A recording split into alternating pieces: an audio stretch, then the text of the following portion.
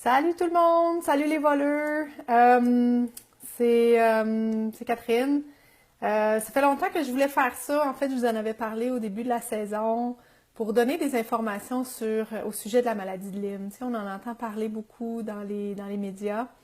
En ce moment, c'est très gros. Notre région ici, autour du Mont Yamaska, le Farnham, Granby, toute l'Estrie, on est vraiment une région endémique pour la maladie de Lyme. Il y a de plus en plus de cas détectés.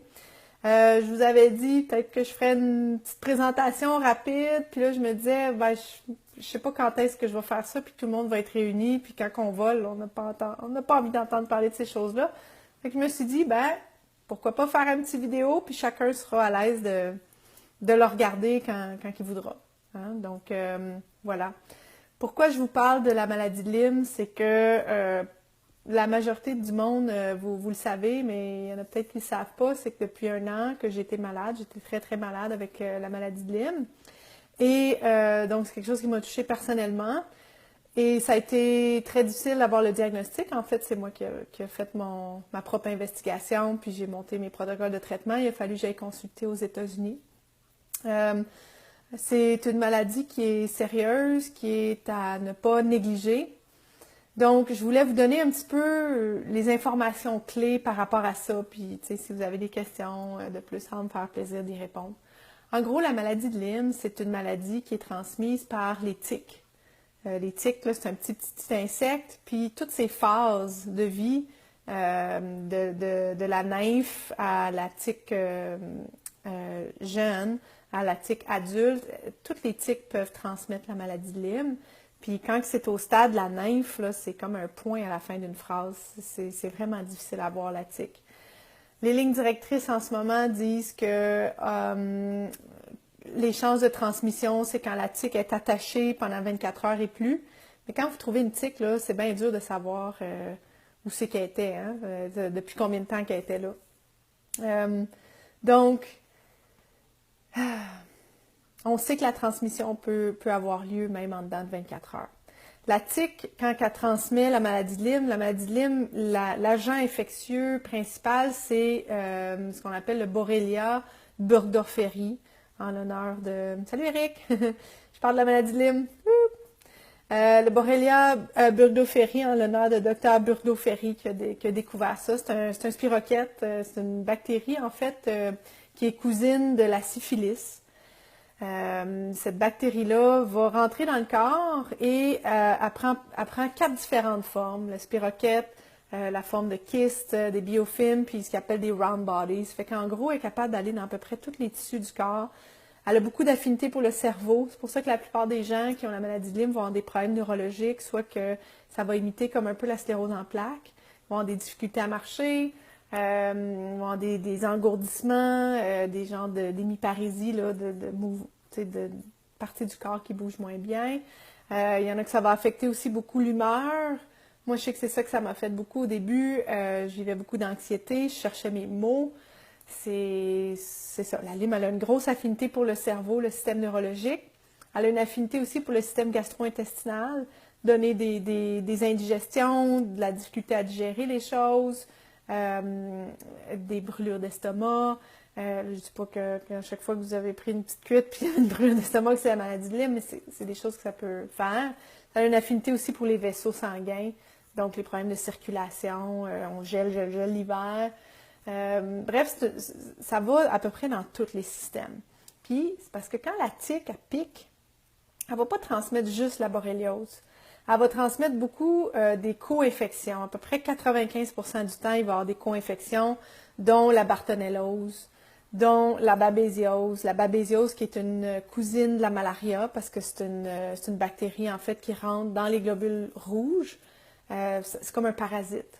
C'est dur à détecter, puis ça cause toutes sortes de problèmes. Souvent, la babésiose va aller causer des problèmes, des difficultés à respirer. C'est comme si on n'arrive jamais à reprendre notre souffle. Ça peut donner des palpitations. Souvent, ça part pour rien. Là. Peut-être le cœur, il bat super vite. Ça peut donner des grosses bouffées de chaleur alors que on n'est pas en ménopause. La babésiose va donner beaucoup de problèmes cognitifs. Chercher les mots, moi, c'était ça qui se passait. Là. Tu sais, une affaire là, vraiment simple. un crayon. Non, c'était vraiment l'enfer, surtout en clinique avec mes patients. Quand j'essayais de prescrire des médicaments, j'en faisais quasiment des crises de panique. Ça, c'est babésiose. Bartonellose va donner beaucoup de douleurs migratoires. Borréliose aussi en donne des douleurs migratoires, mais tu sais, une journée c'est là, une autre journée c'est là, une autre journée c'est le genou, à la tête. C'est comme des douleurs qui se promènent partout, puis on n'arrive jamais à les identifier. Ça ressemble à ça. Il va venir aussi avec des co-infections des virus. Des fois, ça peut réactiver des virus. Des fois, on a été exposé plus jeune, là, comme le virus de la mono, le Epstein-Barr, le CMV, là, qui est le cytomégalovirus. Là, c'est 2 virus qui donnent la mono. Des Coxsackie, ça peut donner de la fièvre Q. En tout cas, il y a plein, l'Escherichiose, plein de virus qui font que c'est comme s'il y a une espèce de boîte microbienne qui envahit le corps, puis ça va dans tous les systèmes. Okay? Fait que s'il y a une des choses que je retiens de la maladie de Lyme, en tant que professionnel de la santé et que personne l'ayant eu, c'est quand vous avez plusieurs systèmes d'affectés. Pour moi, ça a été gastro-intestinal, ça a été neurologique au niveau chercher les mots, puis l'humeur, cardiaque, les palpitations, les bouffées de chaleur. Au niveau reproducteur, j'étais quasiment comme en ménopause. Mes cycles menstruels étaient rendus aux 65-70 jours. J'avais perdu énormément de poids. Je pense que j'avais perdu, j'ai perdu 15 livres en tout. Pas d'énergie. C'est vraiment une maladie qui est très fatigante, la maladie de Lyme. Donc, quand ça envahit tout partout, salut Normand, je parle de la maladie de Lyme pour informer les gens. Quand ça va partout dans tous les systèmes, puis que là, vous consultez en médecine, puis que là, on vous envoie, puis ci, puis ça, un spécialiste, l'autre spécialiste, puis qu'on ne trouve pas ce que c'est, il y a des bonnes chances que ce soit la maladie de Lyme. Donc, c'est ça, la transmission, c'est vraiment les tiques, principalement les tiques à pattes noires, là, qui sont les tiques qui infectent les chevreuils, mais aussi les oiseaux, les reptiles. Fait il y a toutes sortes puis les petits mammifères, là, les souris, ces choses-là. Fait qu'il y a toutes sortes de vecteurs qui amènent des tiques ici. Puis avec le réchauffement de la planète, il y a des tiques, de plus en plus de tiques qui migrent. La maladie de Lyme, c'était très plus concentré là, dans les États du New England, là, New York, New Jersey, Maine, Connecticut, tout ça, mais ça monte beaucoup au niveau des frontières avec le réchauffement climatique. Donc, où est-ce qu'on les retrouve? Les tiques, ça va être surtout dans les hautes herbes, dans les piles de feuilles mortes ou de branches. Donc, elles se tiennent sur les feuilles avec les pattes, là, vous voyez pas mes bras, là, mais les pattes prêtes à s'accrocher après n'importe quoi qui passe. Hein? Puis, ils vont piquer, ils vont rentrer leur tête dans la peau pour aller se gorger de sang. Puis, c'est quand ils restent attachés, bon, comme je disais, en ce moment, la théorie, c'est quand ils restent attachés plus de 24-48 heures que les chances de transmission sont plus grandes, mais on sait qu'il y a de la transmission de la maladie de Lyme même en dedans de 24 heures. Okay?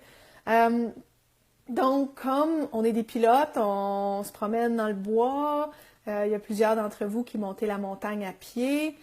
Qu'est-ce qu'on peut faire pour se protéger? Bon, une des premières choses, c'est de porter des vêtements longs, surtout sur le bas du corps.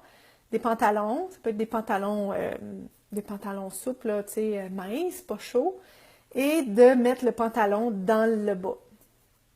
Moi, je me disais, on devrait partir un mouvement, les pantalons dans les bas. C'est pas très sexy, mais au moins, ça empêche que les tiques rentrent par en dessous des pantalons. Ça leur donne vraiment pas accès à votre peau. Porter des vêtements blancs aussi, ou clairs, avec le moins de design possible, parce que ça vous permet de les voir qui marchent, sur quand on a un chandail blanc, mais on peut voir plus facilement que c'est un chandail noir. Donc, c'est ça. Quand vous allez dans les hautes herbes, vraiment, protégez vos bas de jambes. Puis, quand vous revenez de voler ou d'une expédition ou juste d'une marche en forêt, ou même dans votre cour arrière, si le gazon il est long, de vous inspecter. À chaque soir, de vous inspecter, de demander peut-être à quelqu'un de vous inspecter dans le dos.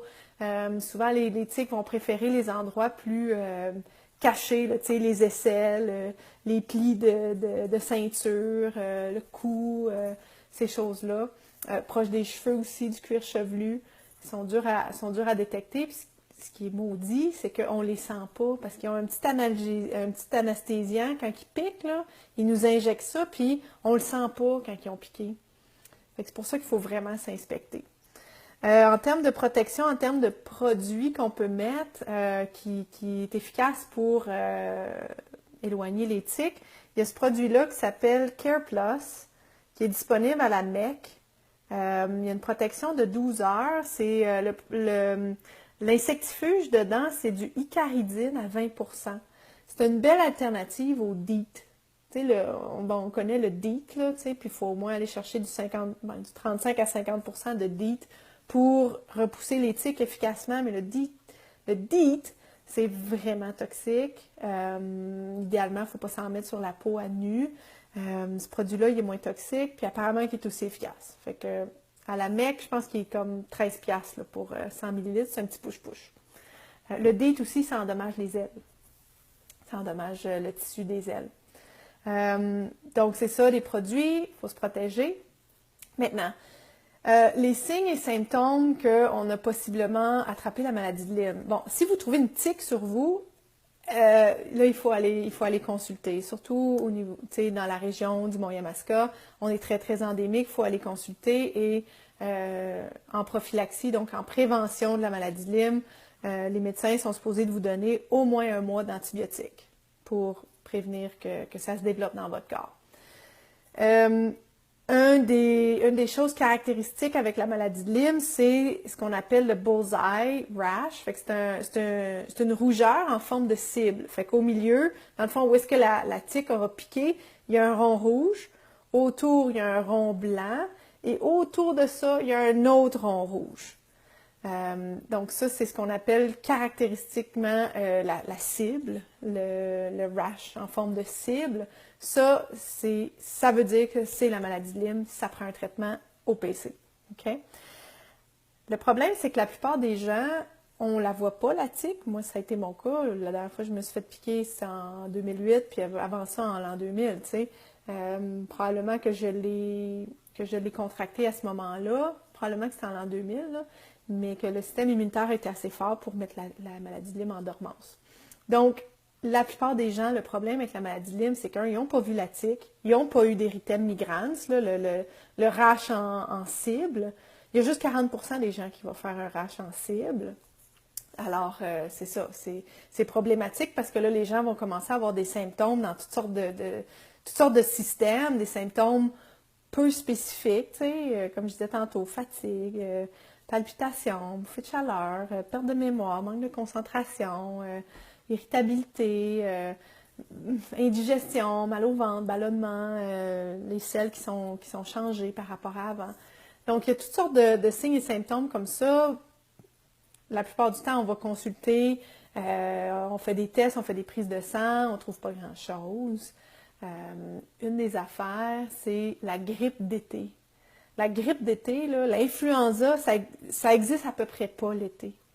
Donc, si vous avez un syndrome d'allure grippale pendant l'été, à moins que quelqu'un ait voyagé puis qu'il s'est allé à quelque part où il y en avait, là, ça, il faut porter attention à ça parce que ça peut être un des signes que c'est la maladie de Lyme.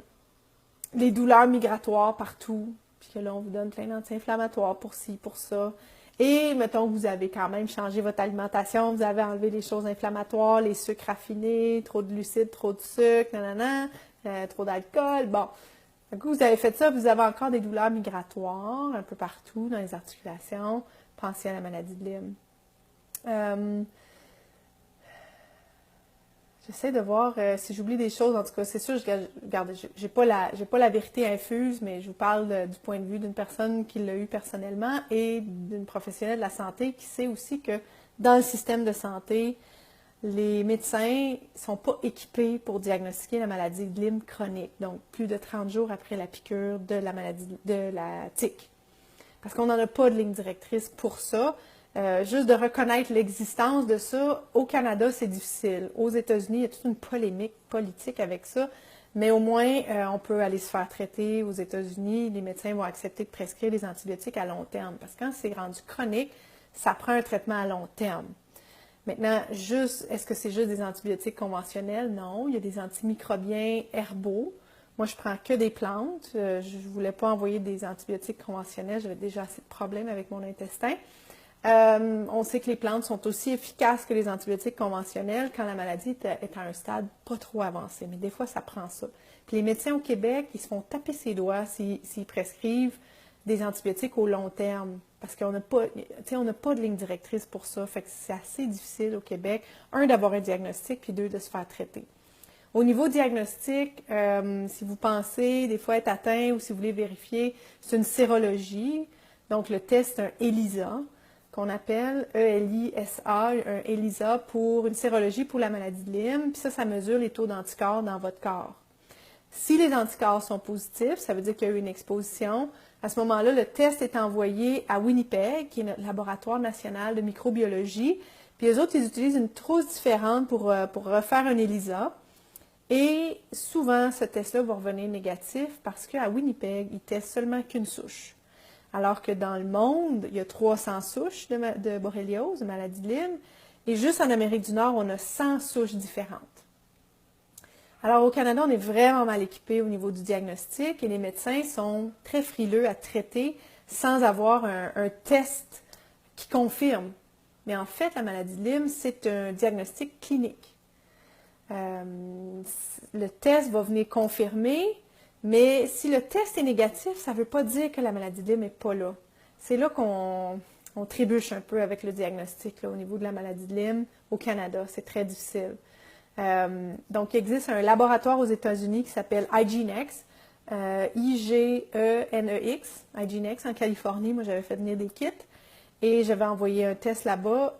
Au Canada, mes anticorps étaient sortis positifs, mais Winnipeg était sorti négatif. Donc, dans ce temps-là, ils ne vont pas faire... Quand Winnipeg est négatif, quand leur trousse à eux est négatif, ils ne vont pas faire la deuxième étape qui est le Western blot, qu'on appelle.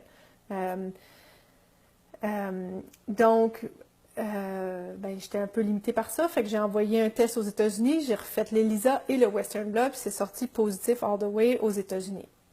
Donc, moi, j'avais pas de doute que c'était ça, la maladie de Lyme, qui m'affligeait parce que, tu sais, mon médecin avait essayé de me dire, ben là, t'es stressée, on trouve rien dans les tests. Moi, j'ai dit non, non, non. En 36 ans que j'habite ce corps, je me suis jamais sentie aussi mal dedans.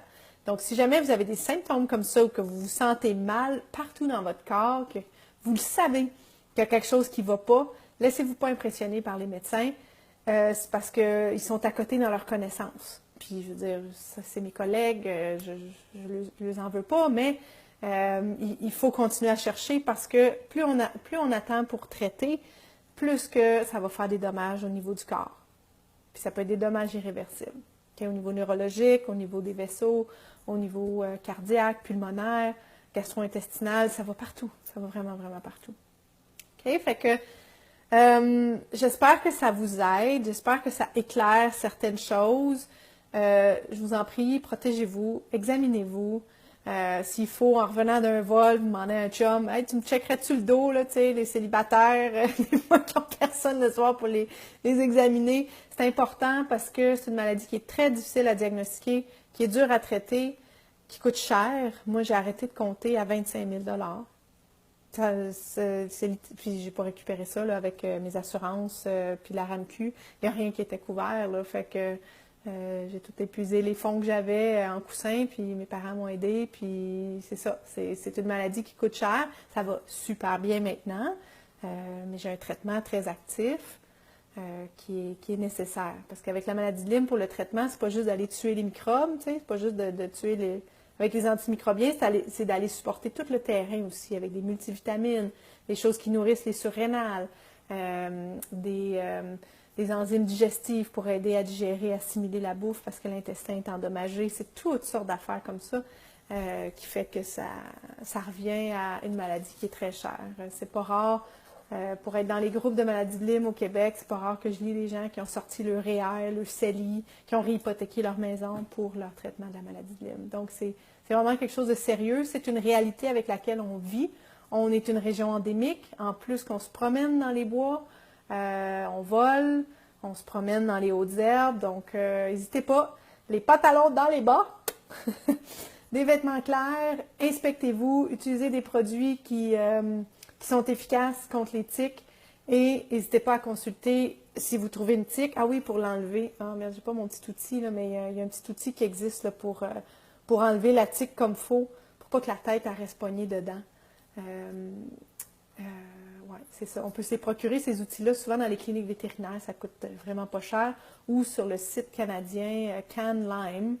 Ils ont un petit kit là, qui se vend, qui s'amène très bien dans une sellette ou dans un harnais, avec le tire-tique qu'ils appellent, puis un petit contenant pour mettre la tique dedans, pour aller la faire analyser si on se fait piquer, puis toutes sortes d'affaires, là, des instructions dedans. Fait que j'espère que ça vous aide, ça va me faire plaisir de répondre à vos questions si vous en ressentez le besoin. Et protégez-vous. Je ne souhaite pas ça à personne, la maladie de Lyme. C'est pas le fun. On s'en sort, mais on est mieux de la prévenir, prévenir plutôt que guérir. Fait que, au plaisir de se voir très bientôt. Je sais pas s'il y en a qui vont à Mont-Saint-Pierre, moi je vais y aller. Je pense qu'il n'y a pas de maladie de Lyme à Mont-Saint-Pierre, fait trop frais. Non, c'est des jokes. Il y en a beaucoup moins qu'ici en Estrie puis au Mont-Yamaska. Ah, de rien, Eric, ça me fait vraiment plaisir. Puis, c'est ça, n'hésitez pas à partager la vidéo là, si, si vous savez qu'il y a d'autres gens là, qui vont bénéficier de ces informations-là. Donc, au plaisir de se revoir bientôt. Bye bye!